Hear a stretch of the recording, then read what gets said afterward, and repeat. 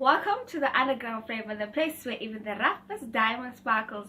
And I'm Igama Gokwaider, and today I am joined by Keabetswe Goodman. Keabetswe is a musician, a music assistant teacher, a designer, and also the founder of Gia Classics. Welcome to the show. Thank you for having me. How are you? Fine, thank you. I'm good. So tell us more about Gia Classics. What is it that you do?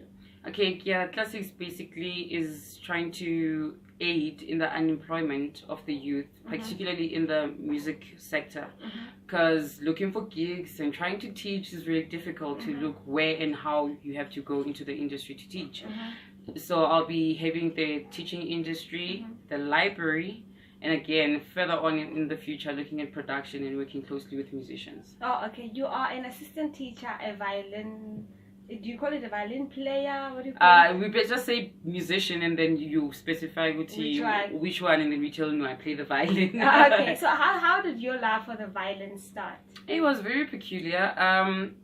A neighbor of mine, or my mother's neighbor, or grandma, you know how the community is. There was a girl who liked visiting, so she was a musician, and then my mom overheard, and she's like, "No, I want my daughter to do this." Okay. So because you're a child, mama says you're gonna play violin. I'm like, play. Okay.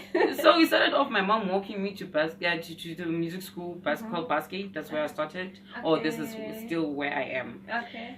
So yeah, then after that, I didn't think I was going to make music a career, but now it's a career at the end. And you love it. You fell in love very with much. it. Yeah.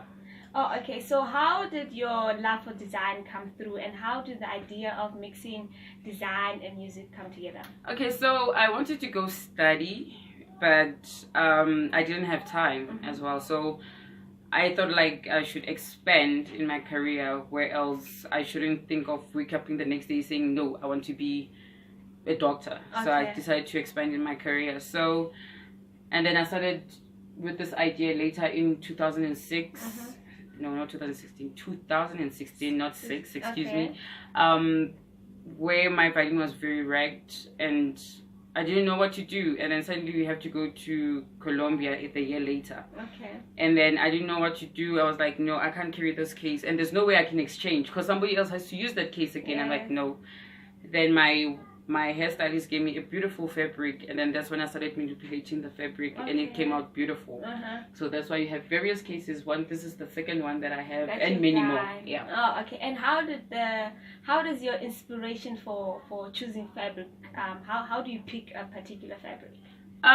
Because you will never know who your client is or what they like. I go to the closest one that I know. It's beautiful, it's not too bright, it's okay. So just like the peg material that you see here, it attracts the youth. So I have to weigh my options. Where else the blue one I know is probably gonna go for a very tall, handsome guy who plays a big instrument. So that's how I gather my thoughts. Okay. And how expensive is the material and is it easy to find? It's easily, you can easily find it, and it is quite expensive depending on the designs and the patterns that you choose. But I have a very lovely lady up in town who easily negotiates with me the prices. And then we take it from there. Then I have fabric. Yeah. And how is the market, like maybe where you are and maybe in school? Are the people accepting this newfound creativity? The market at the moment, particularly for the musical cases, it's odd that it's difficult when we have so many musicians around the country. I think it's a unique idea, still fresh. Not everybody is able to take those bright colors and trying to look all African. I think it's something new that people are trying to adjust to. I try to put it out there in the social media for them to access it. So then that's when I started expanding from cases to jeans to Zulu traditional hats, and again I do invitation cards, so that I could do extra cash besides, depending on the solid idea of covering cases. Oh, okay. So you extended it so that you can use the fabric for everything else. Yes. You have a daughter, right? How old is your daughter? My daughter is 8 years old. 8 years old. Yes.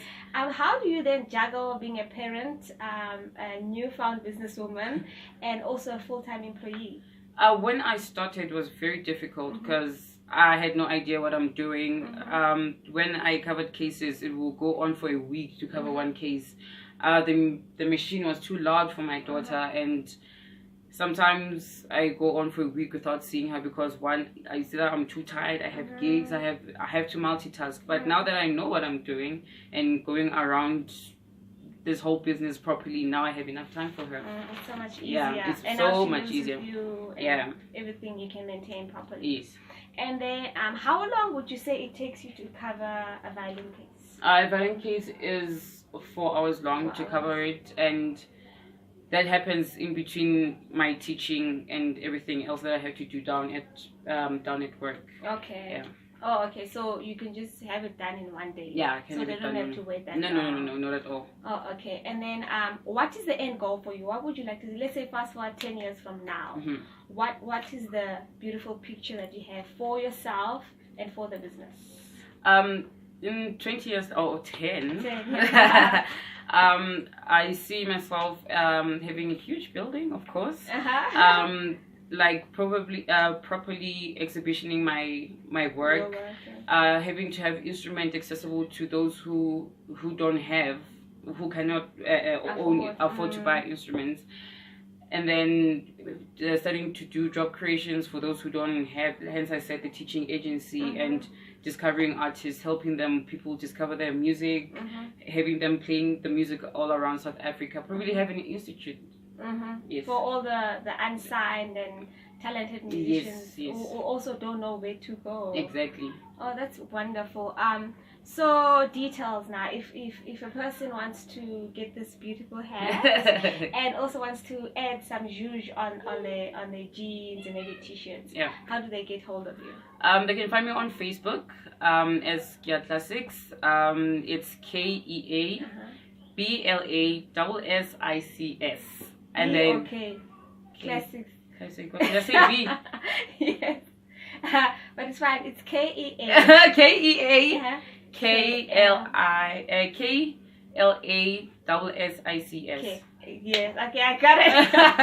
And then that's for Facebook. Right? Yeah. And then on Instagram is Keya_classics. Classics. And then your number, if you want to number is 062 348 3088. Okay. One last question. Yeah. If you were to play the lottery and you win 1 million rand tomorrow, what would you do with it?